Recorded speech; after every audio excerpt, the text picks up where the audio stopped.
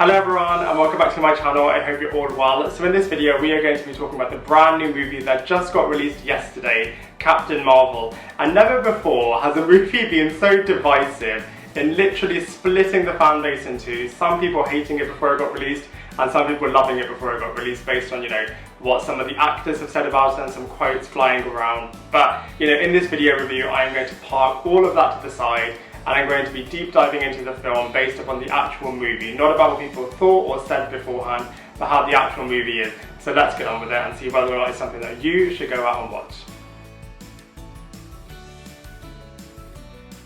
So I obviously can't talk too much about the plot without entering spoiler territory, but I'll give you the basic premise about what's kind of going on. So there's an intergalactic war going on between two races. So the blue-skinned Kree, whose agents are known as Star Force, and then the green-skinned Skrulls, who are kind of the other team. And the green-skinned Skrulls have this shape-shifting ability. So if you've watched the X-Men, they're a lot like Mystique's character in that movie, where they can kind of become different people that they've seen. And that aspect of the film is really, really cool, because you're kind of guessing, is this person a Skrull, is this the real one, what's kind of like the hidden agenda and all of that kind of stuff. So that kind of keeping you guessing moments within the film are really, really cool. It would have been nice to have had a few more of those, but kind of what you get is really, really good.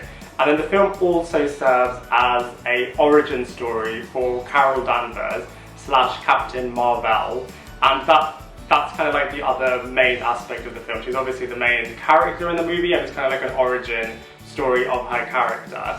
And that's kind of where the main kind of overarching vision for the film is. You know how some of the other Marvel movies are kind of like a teen, angsty movie with Spider-Man, kind of having the more magic stuff in Doctor Strange, having a heist movie in Ant-Man. So Carol Danvers' origin movie in Captain Marvel is kind of like a past discovery film with the whole intergalactic Kree-Skrull war told in a Marvel kind of way. So that's kind of what the overall kind of theme of the film is. And you also find out a bit more about why Nick Fury is wearing an eye patch, so that's quite interesting as well. And the overall aesthetic / timing of the film is in the 90s, and I absolutely loved the 90s references that this film had. I'm somebody who grew up in the 90s, and there's just so many little nods and hilarious moments where they're kind of poking fun of the kind of 90s era, and those aspects are just really, really cool. So that's kind of the overarching storyline and theme of this movie.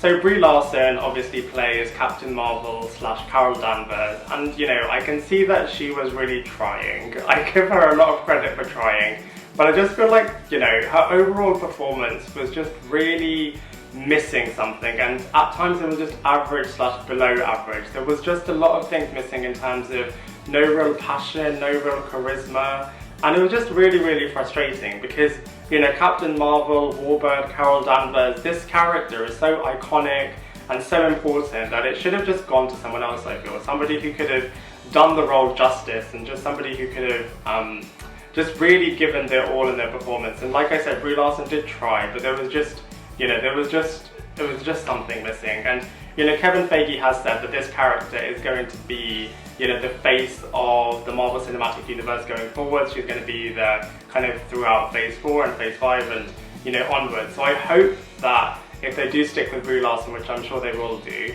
that the performance kind of levels just increase, because they really, really do need to.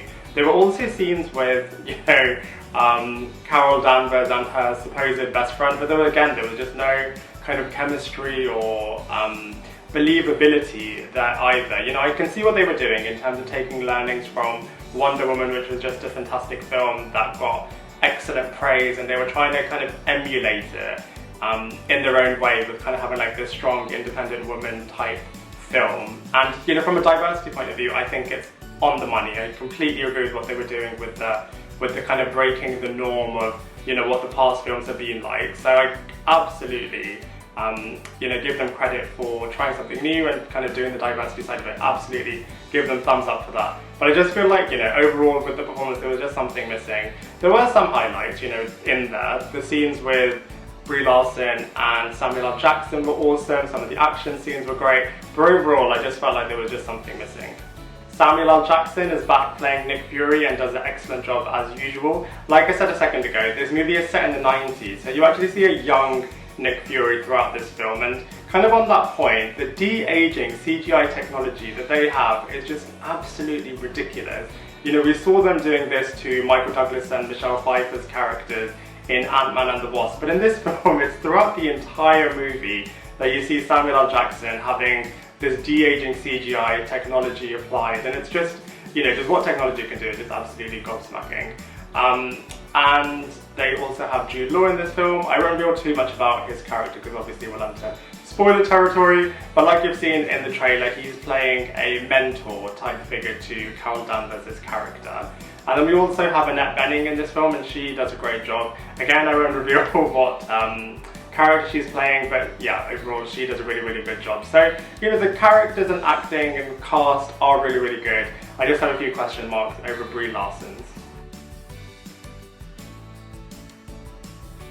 From a visuals point of view, this movie is really, really cool. If you're looking for, you know, a movie that you can sit back and enjoy and watch like a spectacular, then, you know, you're definitely going to get what you want from that sense. It's got great action scenes, it's got great fight scenes, it's got great shape-shifting scenes, and it's got great powers being used as well. And it's, you know, set in an intergalactic setting when it's in space, and then when they're kind of on Earth, then they have that 90s setting, and that's really, really nice because you literally do feel like you've gone back in time. So I definitely applaud them from kind of like that visual standpoint. And like I said a second ago as well, the de-aging looks really, really cool. So overall, you know, the visuals are really great, and you know, it's a Marvel movie, so you're going to get what you typically expect. So it's a great looking movie overall. So now we're into the comparisons, and this movie is an origin movie, and origin movies are historically very difficult to get right. But, you know, compared to the other origin movies that we've seen, such as Captain America, Thor, Venom, Spider-Man, which we've seen 100 million times, this movie isn't as good as those movies are, and I feel like that's probably mainly down to the acting and the kind of writing and the direction of this film overall. I am hopeful for the future. Hopefully the energy can be picked up in, you know, Captain Marvel featuring in other films or future Captain Marvel movies. You know, I am hopeful that future ones will be good. But as far as this movie goes, comparatively to other Marvel movies, especially other origin movies, it just isn't as good. So overall, despite some casting choices and despite the direction that the movie took in certain parts, it is an enjoyable film overall. You know, the powers are really, really cool, the overall storyline is really, really nice, the shape-shifting Skrulls are absolutely wicked. You know, the moments where you're guessing, are they a Skrull, are they the real person, that's really, really cool. It's nice to finally see the Skrulls in the Marvel Cinematic Universe as well. You know, they're a big part of the comic book world, so it's nice to finally see them on the big screen. And the Stan Lee tribute, oh, that was just absolutely awesome. You know, Stan Lee deserves so much respect, and I feel like they really honoured and respected him in this film just brilliantly. So that was really, really cool. And I am a big fan of, you know, the diversity angle that they took. I think diversity is so important, and I feel like, you know, it's really nice that they've finally got a female hero-driven film in the Marvel Cinematic Universe. So I think from that point of view, you know, it is really, really cool. If you're looking for an Asian actor Marvel, then you can look at me because I've been to drama school and I'd love to be part of your world. So give me a call if you are looking for an Asian actor. But overall, you know, there were some good moments in Captain Marvel, some bad moments. So because of that, I'm going to give it a 6 out of 10. I'd love to hear what you think, so please let me know in the comment section below. Otherwise, I look forward to seeing you in my next video.